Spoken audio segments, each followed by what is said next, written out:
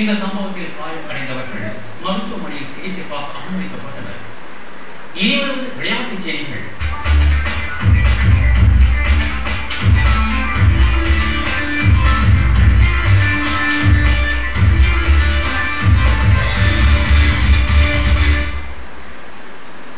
தஞ்சாவூரில் மாநில அளவிலான தடகள போட்டிகள் நடைபெற்று வருகிறது. 24வது ஜூனியர் தடகள போட்டிகள் தஞ்சாவூரில் நேற்று தொடங்கியது.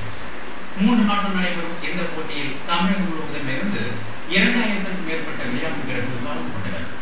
போட்டியின் தொடக்க நாளான நேற்று வீரர்களின் அணிவகுப்பு நிகழ்ச்சி நடைபெற்றது. அதனைத் தொடர்ந்து ஓட்டப்பந்தயம், நீளம் தாண்டுதல், உயரம் தாண்டுதல் உள்ளிட்ட போட்டிகள் நடத்தப்பட்டன. நாளை நடைபெறும் நிறைவு விழாவின் போது போட்டியில் வெற்றி பெற்றவர்களுக்கு பரிசுகள் வழங்கப்படுகிறது.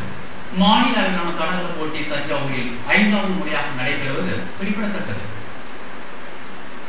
வீரர்கள் தங்களின் உடல் திறனை வளர்த்துக் கொள்வதன் மூலம் அதிக போட்டிகளை விளையாட முடியும் என்று இந்திய அணியின் பந்து வீச்சு பயிற்சியாளர் வெங்கடேஷ் பிரசாத் நம்பிக்கை தெரிவித்துள்ளார். டெல்லியில் செய்தியாளர்களிடம் பேசிய அவர், தற்போதைய சூழலில் இந்தியா உள்ளிட்ட அனைத்து நாடுகளும் தொடர்ந்து சர்வதேச போட்டிகளை விளையாடும் நிலையில் அட்டவணை உள்ளது என்று தெரிவித்தார். இதனால் வீரர்களுக்கு அடிக்கடி சோர்வு மற்றும் காயங்கள் ஏற்படுகின்றன.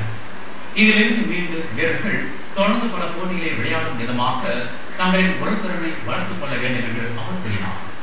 மேற்கு இந்திய தீவு அணிகளுக்கு இடையேயான தொடரை முடித்துக் கொண்ட இந்திய வீரர்கள் 2 மாத ஓய்வில் கொண்டனர். இதனைத் தொடர்ந்து இலங்கை முத்தரப்பு தொடர், சாம்பியன் டிராபி, சாம்பியன் லீக், வங்கதேசத்துடனான ஒருநாள் தொடர் என பல போட்டிகளை விளையாட இருப்பதால் வீரர்களுக்கு உடல் திறன் மிக அவசியம் என்று பயிற்சியாளர் வெங்கடேஷ் பிரசாத் தெரிவித்துள்ளார். மீண்டும் முக்கிய செய்திகள். அன்னை சோனியா காந்தியுடன் தமிழக காங்கிரஸ் தலைவர் தங்கபாலு சந்திப்பு. இடைத்தேர்தல் குறித்து முக்கிய ஆலோசனை.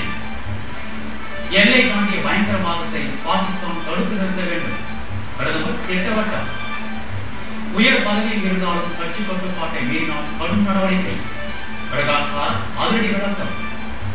வாக்குச்சீட்டு முறையை மீண்டும் கொண்டு வரும் திட்டம் இல்லை. தேர்தல் ஆணையம் அறிவிப்பு. இத்துடன் இந்த செய்தி அறிக்கை நிறைவடைந்தது.